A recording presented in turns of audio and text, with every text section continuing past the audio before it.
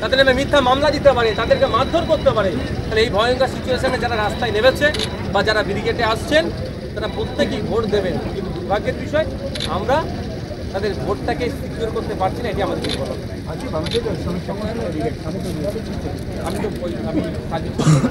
এটা মেহনতি মানুষের খেটে খাওয়া মানুষের ব্রিগেড হচ্ছে, আমি তো খেটে খাওয়া মানুষ মেহনতি মানুষের পক্ষেই।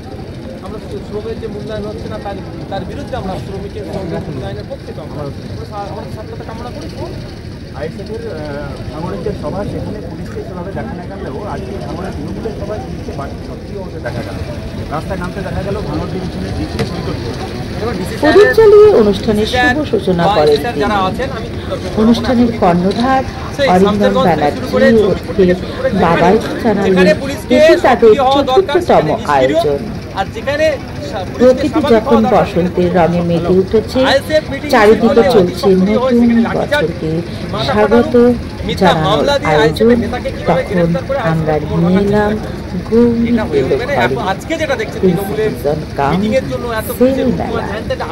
বহরমপুর থেকে ক্যামেরায় পার্থ সারথীর সাথে শ্রী চ্যাটার্জি মিছিলে আসছিল, পুলিশে আক্রমণ হয়েছে, সারা রাজ্যের মানুষ এটাকে ছিচি করেছে, নিন্দা করেছে।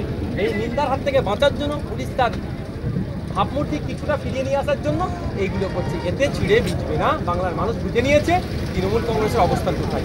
জাতীয় মহিলা কমিশন আজকে নিহতর বাড়ি থেকে চলে যাওয়ার পরই রাজ্যসভার সাংসদ সামিরুল, জঙ্গিপুরের সাংসদ খলিলুর, শামশেরগঞ্জের বিধায়ক জাফরাবাদের নিজের বাড়িতে গিয়ে বললেন রাজনীতি করার জন্য এখন অনেকে আসবে, প্রতিশ্রুতি দেবে, কিন্তু 1 মাস পর এদের আর খুঁজে পাওয়া যাবে না। আপনাদের পাশে আমরাই থাকবো, তৃণমূলের সরকার। ব্যাপারটা হচ্ছে, আমি আপনাদের বলি, জাতীয় মহিলা কমিশনের যিনি এসেছেন, দুর্ভাগ্যের বিষয় আমাদের এবং আমাদের রাজ্যপাল যে আচরণটা করলেন আমাদের কাছে অত্যন্ত দুর্ভাগ্যজনক লাগলো।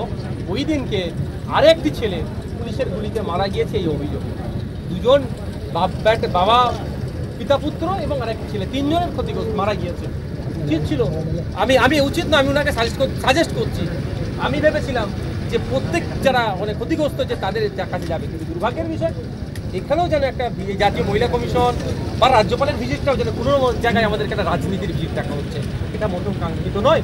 জাতীয় মহিলা কমিশন থেকে শুরু করে রাজ্যপাল হচ্ছে একটা নিরপেক্ষ বডি, এনাদের কাছ থেকে আমরা নিরপেক্ষতা আশা করবো, কিন্তু সেটা হচ্ছে না। আর সামিরুল সাহেব, খলিলুল সাহেবদের কথা বলবেন না, এদের নাম যত কম নেবেন তত ভালো। এরা পৌঁছে গিয়েছে, এদের দলের কর্মীরা একজন চেয়ারম্যান না কার ভিডিওতে ঘুরছিল দেখছিলাম, ওকে তো ইমিডিয়েট জিজ্ঞাসাবাদ করা দরকার, ওখানে উনি কি করছিলেন, কার সাথে ফোন করে কথা বলছিল, কল লিস্ট চেক করা দরকার, যে ওই ভূমিকা কি, যে শামশেরগঞ্জ বলুন আর ওই এলাকাটাতে যে সাম্প্রদায়িক সম্প্রীতি বিঘ্ন ঘটলো, অনেক মন্দির আক্রান্ত হয়েছে, মসজিদ আক্রান্ত হয়েছে, হিন্দু মুসলমান নির্বিশেষে তাদের বাড়ি ভাঙচুর হয়েছে, এর মধ্যে রহস্যটা কি, এটা না বলে তারা এখানে এসে কততে মলম লাগাতে আসছে।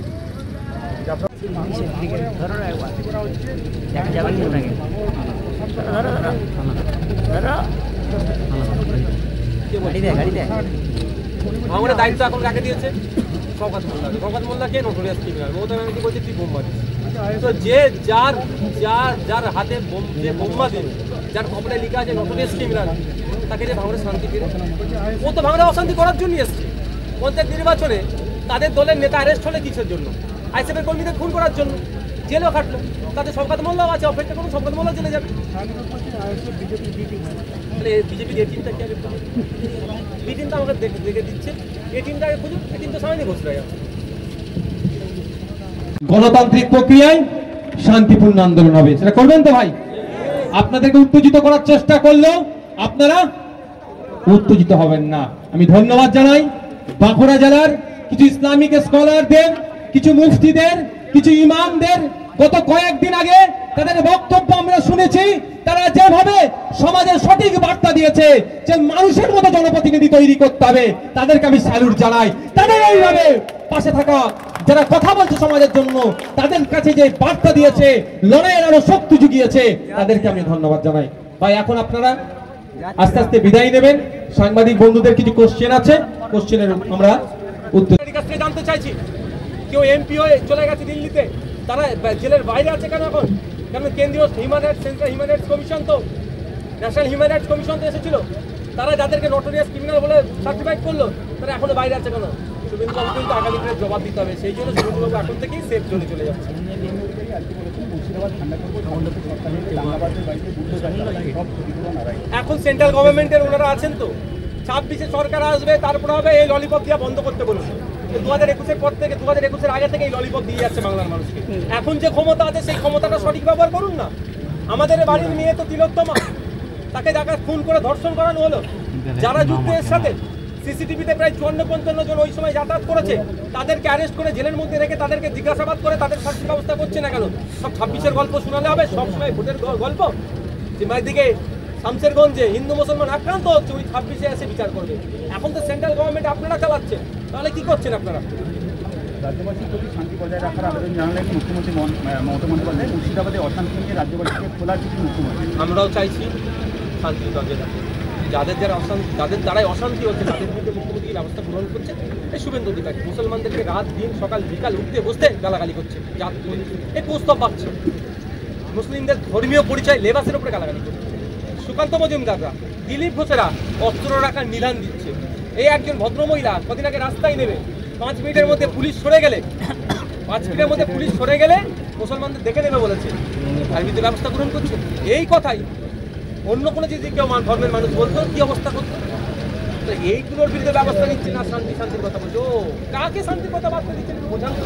এরা লাগাতার অশান্তির কথা বলে যাবে, এদের কথাতে সাম্প্রদায়িক দাঙ্গা লেগে যেতে পারে। আমি তো মনে করি যে ঘটনা ঘটেছে এদের দায়ী হওয়া দায়ী করা দরকার। এদের উত্তেজিত উত্তেজনামূলক কথা বলার জন্য তো এদেরকে ছাড় দেবে না, শান্তির বার্তা দেবে। শান্তির বার্তা আমিও তো দিচ্ছি, কিন্তু যারা অশান্তির কথা বলছে, যাদের কথাতে অশান্তি লেগে যেতে পারে, তাদের কিছু ব্যবস্থা গ্রহণ করলে সত্যিকারের ভাববো যে মুখ্যমন্ত্রী আমাদের রাজ্যের জন্য শান্তি চাইছে।